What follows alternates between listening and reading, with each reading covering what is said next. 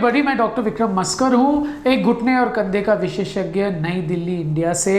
And welcome to yet another video. इस video में हम बात करेंगे एंटीरियर नी पेन, मतलब घुटने का दर्द जो घुटने के आगे की तरफ होता है, एंड प्री पेटेलर बर्साइटिस के बारे में। ये क्या है, ये क्यों होते हैं और इसका इलाज क्या है। नाउ एंटीरियर नी पेन मतलब घुटने के आगे की तरफ का दर्द। ना घुटने के आगे की तरफ क्या है, एक तो आपकी चमड़ी है, उसके बाद एक कुशन टाइप चीज आती है जो भगवान ने रखा है वहां पे आपके कटोरे को प्रोटेक्ट करने के लिए, कुशन की तरह, उसको हम बरसा बोलते हैं। उसके बाद आता है आपका कटोरा जो एक कॉन्वेक्स चीज होती है, मतलब ये ऐसे होती है, जो एक कॉनकेव एरिया में बैठती है, ऐसे आप देख सकते हो, ऐसे। ये तीनों हिस्सों में से आपको दर्द हो सकता है। उसके अलावा एक रस्सी है नीचे की तरफ और एक और रस्सी ऊपर की तरफ है जिसमें आपको दर्द हो सकता है। नाउ पहले बात करते हैं कटोरे के बारे में। ना कटोरा टूट सकता है, वो तो फ्रैक्चर हो गया, उसके बारे में नहीं बात करते हैं। ना कटोरा जो है, कटोरे के बैक साइड में चिकनाई होती है, क्योंकि कटोरा जब जांघ के ऊपर बैठती है वो भी एक घुटने का एक जोड़ है, और इसी जोड़ से आपको पावर मिलता है उठने के लिए, चलने के लिए, भागने के लिए। ये एक तरीके का लीवर होता है आपके घुटने में। नाउ क्योंकि ये एक जोड़ है, जो जोड़ में चिकनाई होती है, कभी कभी ये चिकनाई ये कटोरे के पीछे मुलायम हो जाती है, सॉफ्टनिंग होती है या घिस जाती है। ये एक जब घिस जाती है इसको हम आर्थराइटिस बोलते हैं। जब ये थोड़ा मुलायम हो जाता है हम बोलते हैं कॉन्ड्रोमलेशिया पेटेला। मुलायम वाली चीज़ कम उम्र के लोगों में होता है, घिसना थोड़ा ज़्यादा उम्र के लोगों में होता है।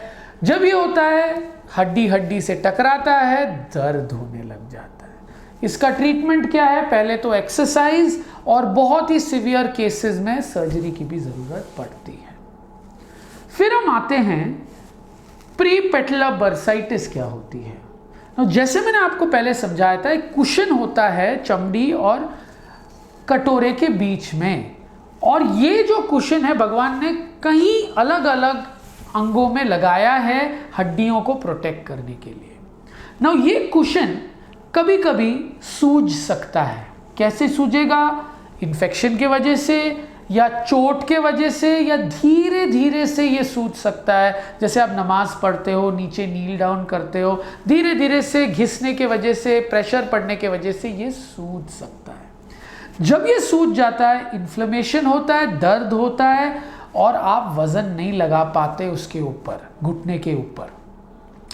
तो आपको कैसे पता चलेगा, पहले तो सूजन होगी आगे की तरफ, जब आप छुओगे उसे तो गर्माहट लगेगी, आपको छुओगे तो दर्द होगा। तो कैसे डायग्नोज करो, पहले अपने घुटने के विशेषज्ञ को दिखाइएगा।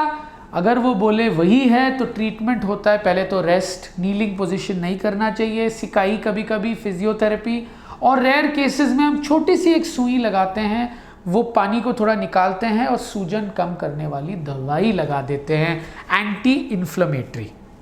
उसके साथ साथ पेन किलर, एंटी इन्फ्लेमेटरीज भी दे सकते हैं इसमें।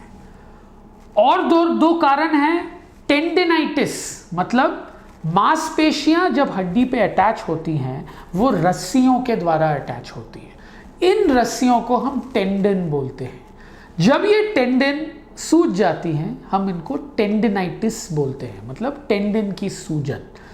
घुटने के आगे की तरफ दो टेंडन है, क्वाड्रिसेप्स टेंडन ऊपर की तरफ और पेटेलर टेंडन नीचे की तरफ। तो याद रखिएगा, टेंडन एक तरीके का कपड़े सुखाने वाले रस्सी की तरह होती है। ये कपड़े सुखाने वाली रस्सी ना, जहां पे वो दीवार के ऊपर आप गाड़ते हो उसे, वहीं पे सबसे ज्यादा टेंशन होती है, वहीं से उखड़ती है।